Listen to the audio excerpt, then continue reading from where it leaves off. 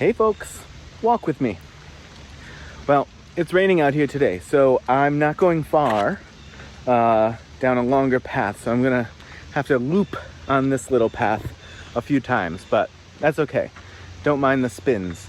I was watching Theo this past weekend podcast on YouTube, and it just dawned on me that he's sort of seemingly adopted. I might be saying something also that people have been saying thousands of times, and if so, you're not obligated to watch this.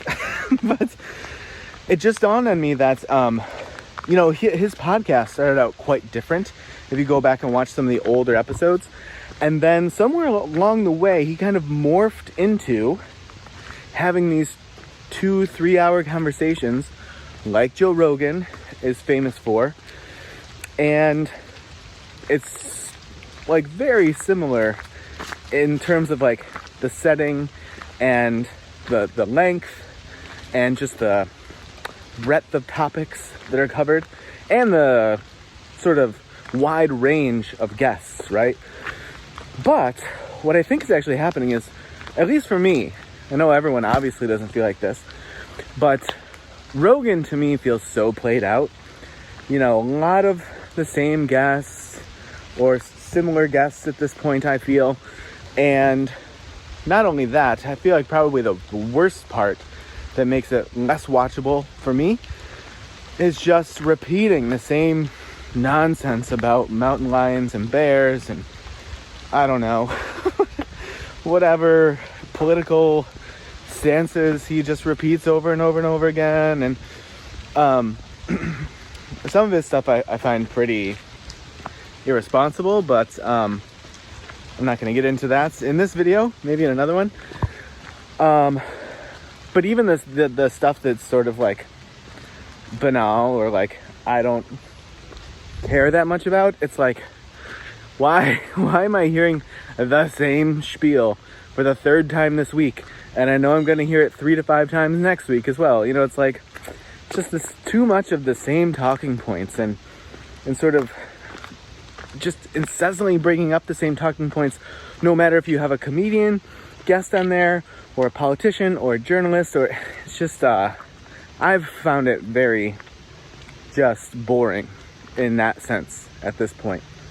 Theo, while adopting seemingly the format in many ways, is having much richer conversations. First of all, I think he's way funnier. The stuff that comes out is amazing, oftentimes, with all of his like zingers and just odd setups and premises and whatnot, and never knowing if what he's saying is fully fictional or partly true. It's so that's fun. And like I say, in my opinion, he is much funnier than Joe Rogan. But he's having much richer conversations with different people.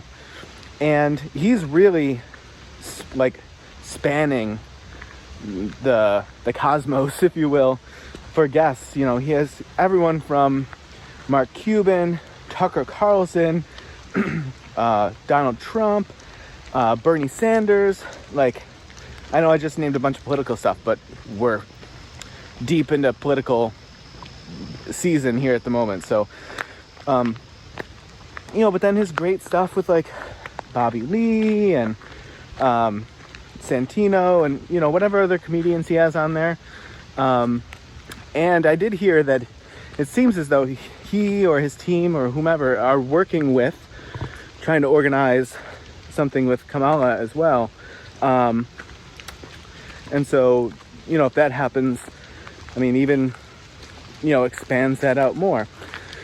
But he has this, like, he doesn't seem, he obviously has opinions, but he does a much better job, I think, of morphing the questions and the conversation and centering it more around the guest, where it feels like Rogan is more constantly centered around himself.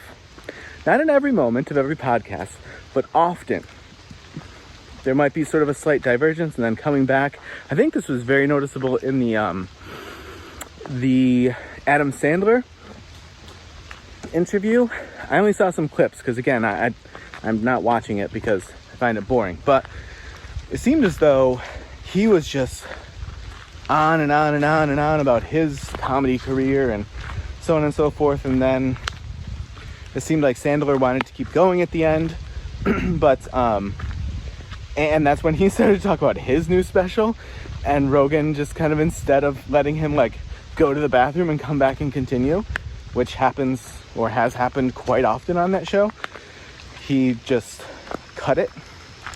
So yeah, that just, again, was just another example to me of like, this is all about his stories and his same stories nonetheless, his history and the things that he finds interesting. And they were interesting for a long time because it's a huge range of things, right? It's a weird mix of a person to be the most famous podcaster plus MMA announcer / MMA athlete, and be into like bow hunting and, you know, just like all this, just a wide range of stuff, and comedy, I guess. And I think that's what kept the interest for a long time. Theo feels more like a regular-ish person in his sort of like approach and in his thinking.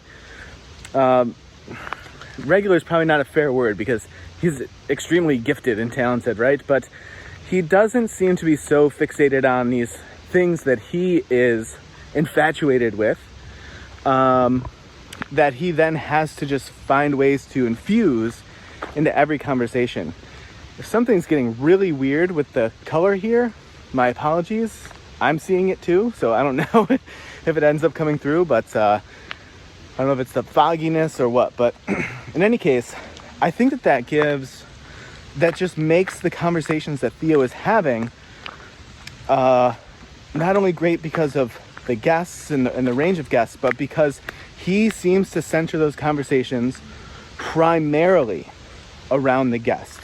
And I do think that for the most part, Rogan has often come to a place where he's centering the conversation around himself, the things that interest him, and just sort of, I don't know, requiring those talking points or those subjects in every single interaction, no matter who it is or why they're there. And so I'm really starting to think, I don't know if or when Rogan will retire from podcasting, but I almost wouldn't be surprised if things continue this way for both of them, if Theo starts to really take over the space and surpass Rogan. It'll take some time, obviously, and it will require this continuous sort of uptick that has been happening. But I really think if he stays on that trajectory, doing the things that he's doing that are working so well, and that differentiate his show from Rogan's show, even though on paper they look like almost the identical show, they're very much not. And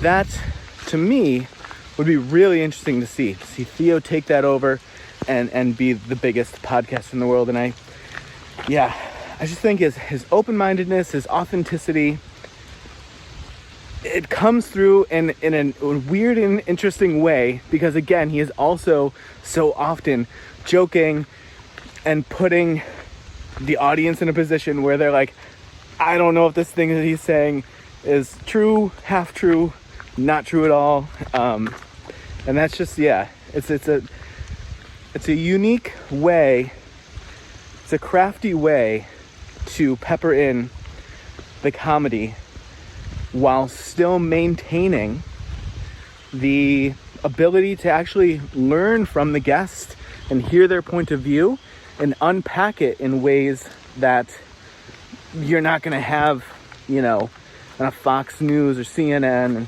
interview. It's just not going to happen. And seemingly, I'm sure he leans some way, but seemingly he's pretty down the middle, has some very genuine and authentic positions, and is, again, seems willing to talk to and learn about anyone. And I just don't see that with Rogan anymore. All right, those are my 2 cents. 10-minute walk, maybe almost 11 by the time I sign off here. So thanks for walking with me if you did. If not, thanks for watching through this far. And I will see you in the next video.